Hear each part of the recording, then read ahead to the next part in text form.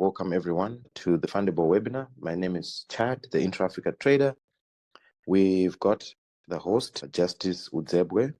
Justice has a background in financial services and is the Director for Financial Services at AFCFTA24 with a background of SME banking with Bank ABC in Zimbabwe, business banking with Zimbabwe Allied Banking Group. He's also worked for Barclays Bank and is a great golfer. So thank you very much, Justice. Over to you. Thank you very much, Chad. Thank you for that introduction and greetings to everyone. We are so delighted to have you here. You can use the chat to type if you have any questions. Whilst we are waiting for those who have questions, I would like to have a discussion with Justice. Normally, our process, this is the second webinar we are doing, and normally our process starts with host introduction, the AFCFTA24 introduction, and then we go into the funding topic, and we will now be having a guest. Going forward, we'll be having a guest. So ideally, that guest would be either a funder, an investor, someone who's been involved in the funding space, so that at the end of the day, you can also hear from different people that we have access to across the continent and how they've been experiencing things to do with funding, the mistakes that you probably make, and the things that you could do to improve your chances of becoming fundable. That'll be there. So those that have joined today, you can still join next week. You ideally would join probably after about 20 minutes, which is 7:20 CAT time, which means we would have gone through the first part, which is the introduction, which is what you have gone through already. And you will now be listening live to a guest that would have brought in, and you will have an opportunity to then go through a question and answer. And in that question and answer, depending on how you ask, it's like, when you go into an event, when you stand up and you ask questions, sometimes your question might actually be something that will make you connect with that investor. And they'll probably say, I'd like to look at what you do. So ideally, when you introduce yourself, what you do, what project you're doing, what type of funding you're looking for. And then it moves like that. But only those that would have completed our fundable process will be allowed to speak to the guest or to then present what they're doing, because we would have gone through their KYC. That just allows us to make sure that we maintain quality control of projects that we present or topics that we present to guests and for everyone else to listen to. Thank you. I think there are some questions there, Justice. So still waiting to be contacted regarding my KYC. When did you submit your KYC? May you please share your company name so that we can double check. Hello, Panache in Zimbabwe here. This is really helpful information. Which communities and kinds of people are you looking to connect with? Who will benefit the most from the value you're seeking to provide? Who would you like us to share with? I think you can answer that, Justice, and then I can also just chip in. Okay, thank you very much, Panache, for that question. It's every business entrepreneur in Africa that can be fundable, that want to scale their businesses, be they startups, be they established businesses, because we do have some funders that are along the line. So every business, no matter how small, we want to help that business grow. So please share that information to every business in Africa, registered or not registered. As long as the business that is operational, we want to then help them be funded, because we've got different solutions for different businesses. What we then do that is to then do a due diligence of that business, look at what they need to be funded, because at times it might not be funded at the first instance, but it's a process. So what we are doing is doing a credit analysis, then looking at what we can do to help them be funded. So it's every business that is in Africa. Thank you, Justice. And just to add on to that, so we also need to look at what funders look at, because in most cases, entrepreneurs think that there's no money, but the reality is there's money out there. And what the challenge that happens is, why we created this platform is that entrepreneurs do not present their businesses in a way that they can become fundable. The idea is we want to help you learn how to do it, right? So that at the end of the day, when someone is looking at your application, they're able to say, okay, I understand this business without even talking to you. That is one of the key critical things. Then the other thing is banks, when you go and submit to a bank or to just most of the funders, they just tell you it doesn't work, or they'll tell you you have failed, but they will not tell you why, what has happened, right? So our purpose of creating this platform is to do things that no one has been doing in the funding space. So you go in, you submit a document, your proposal at a bank. The bank just tells you you have no security. Okay, I have no security, but what else can I do if I have no security, right? Banks won't tell you that there is what is called an NGCB, right? Which is a notarial covering bond. Is that correct, Justice? Sure. Yeah. Yes. Yeah. So that is based on your business assets. So, for instance, you've got a car, you've got machinery, right? You've spent money to buy those things, and those things are security. So, if those things are insured, you can go in and get credit insurance, which credit insurance can now give you access to credit, because banks do not usually say this, especially outside of stable markets like your South Africa, which is a stable market in terms of currency. Banks in other markets, they don't talk about it, even though it's there. Example, in Zimbabwe, it's there. We have borrowed using an NGCB and an insurance guarantee for one of our businesses in Zimbabwe before. So these are things that you will never be told. But when you go to a bank and you actually say it, and you have an insurance company that is willing to insure your business, and that insurance company is a rated insurance company in your country, the bank is willing to give you credit, because normally as entrepreneurs, you don't invest in a house, or in a property. You invest in your business. So now you get into a space where you're thinking, okay, what do I do? I spent all the money buying equipment to grow my business. Now they want me to buy a house. I didn't have money to buy a house, right? But they don't tell you these things. So that's why we are there, to then now try to start helping you. And those that will be part of our Bedi collection will benefit from additional value that we are going to be creating. So we are onboarding insurance companies. So we'll have an insurance company in your country that we can tell you that, okay, with what you have, go to this insurance company. They will insure that, right? So that at the end of the day, you start getting this, you start getting alternative funding. Let's see some questions. Chad, if I can just add on that, I think you raise a very important issue, especially from commercial banks. It's actually a policy to say that when you decline a proposal, you just write a letter, your proposal is declined, full stop. That's it. Why is it declined? Is there an area that I can improve on? Is there something that I can do? Is there someone that I can visit that can help you? They don't talk about that, but that's not progressive. It's retrogressive. You've got your process, your proposal declined.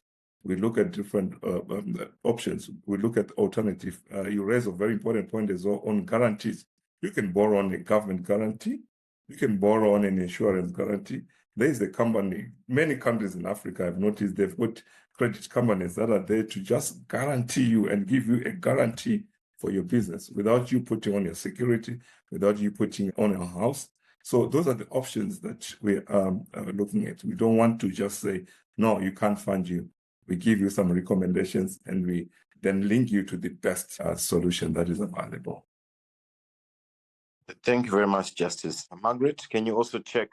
There is a Rebomo distribution company from Lesotho. They submitted their KYC. Can you just check on that as well? Can you put it on the list? So we've had quite a number of companies that have submitted the KYC. Some have gotten feedback, some haven't, and some have not completed the process well. So we've actually started changing the way that we do it so that we make sure that people are compliant. We will be putting out a video on YouTube, which will be educating people on how to do this, because majority of the people are sending incomplete information, which is becoming a little bit of a challenge for our team. So we are going to put out educational videos in terms of what is needed, why do you need to provide your company documents, why do you need to provide 6 months bank statement, because you are looking for money, but you don't want to show someone that you can manage money, as an example, or that you at least get income in your business.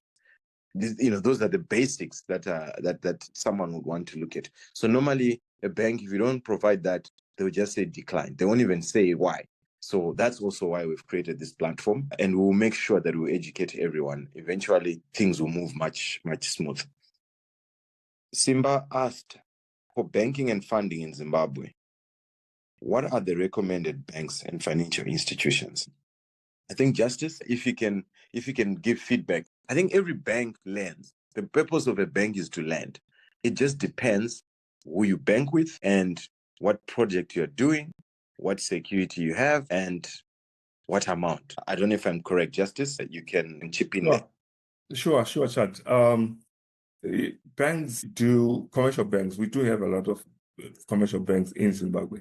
But I can tell you, I have never experienced, I've worked for commercial banks too, where we fund startups. A startup. Normally it's possibly mortgages and working capital. But now what we are saying is we want to look at your project first before we then recommend. But banks are there to lend. That's their businesses. They make money out of lending. Even financial institutions, pension funds. We've had projects where pension funds have given millions of dollars to the businesses after doing their risk assessment. But to just say this is the best and it will be inappropriate. We want to look at the proposal, look at the business, and we then have our profile of who can assist here in Zimbabwe, even out of Zimbabwe. Yeah, so we can't give a one-size-fits-all to go to bank X, go to this and stuff. It depends on the project. It depends on what you want. It depends on your risk profile. It depends on for how long you want it. You are not going to get a 10, 15-year facility from a commercial bank, possibly if it's a mortgage, but for businesses, hardly.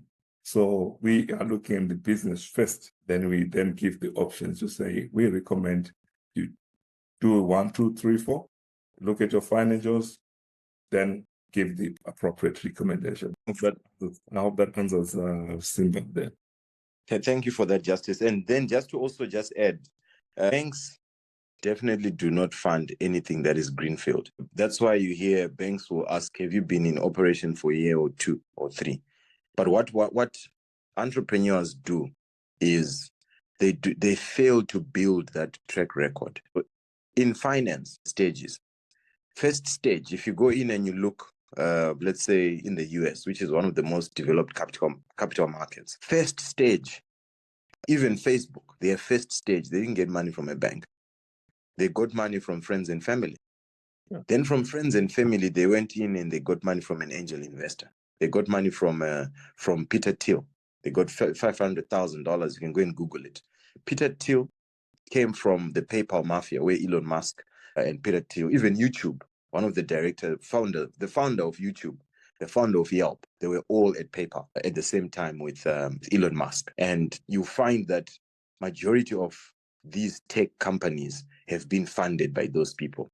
So who's your angel investor? Who's your friends and family investor? Someone that understands your business. We have a tendency as entrepreneurs to go in, you're running something in mining, and then you go and ask someone who's made money in insurance to fund a mining venture. Chances are that person will not fund it because a person in insurance is very risk averse. So they will tell you something so negative that you would think that your business is dead. You should never have tried this thing. But if you go to someone in mining, they will then give you ideas. They might not fund you, but they might even help you find a way to fund your business. It's the same thing if you're in agriculture. If you're in tech, you can't go to someone who's in building, who works at for instance, Builders Warehouse in South Africa. If they're working at Builders Warehouse and they are in technology at Builders Warehouse, they might be a good fit. So it's also that, being able to pick and understand those things. Thank you. Yeah, I think there are no more questions. So we want this to become, reason I'm asking is I have mates operating in businesses in Zimbabwe, but have had to open accounts in Zambia, South Africa, etc. That is a different case. I don't think them opening accounts in those markets is because, so each market is different. Zimbabwean market has had issues purely because of the instability of the economy. So you find that people end up going to open accounts in other countries because they want to either tap into slightly cheaper interest rates. But the minute you're operating in Zimbabwe, a bank in South Africa hardly invests or gives you funding for a venture in Zimbabwe, because there's country risk, which they don't control. So yes, you can go and open an account in another country. You will have to have some operation in that country in order for you to be able to access funding. But South Africa is a much easier market to access funding, especially if you're exporting the products into another market. So Zimbabwe is a totally different case. But there is money in Zimbabwe, but there is money happening in being lent to businesses in Zimbabwe. It just depends what risk is there. What currency are you wanting the loan in? Unfortunately, in Zimbabwe, they are very big on security, especially immovable securities. Yeah. Okay, I don't see any other question there, but just to say, for those that have sent a KYC, I think we'll quickly look into it and come back to you with a response. I think the likes of Ribomo Distribution Company and Joska Gardens will definitely look into your papers and give you a response as soon as we can. Anything else, Chad, that you might want to share? Otherwise, I'm good. No, I think that's all from me. Yeah, I'm looking forward to seeing you again next week. And for those that also know other entrepreneurs, the same way you are looking for funding, go and let's get more entrepreneurs to come through. The more we have, the better we become, the bigger we grow, and that's how that's how we'll be able to build a better continent and help more entrepreneurs scale their businesses and survive. All right. Okay. Thank you very much. Thank you very much, everyone. See you next week on Saturday, same time, 7 o'clock. Bring some more friends and fellow colleagues, fellow entrepreneurs. Thank you very much. Thank you very much.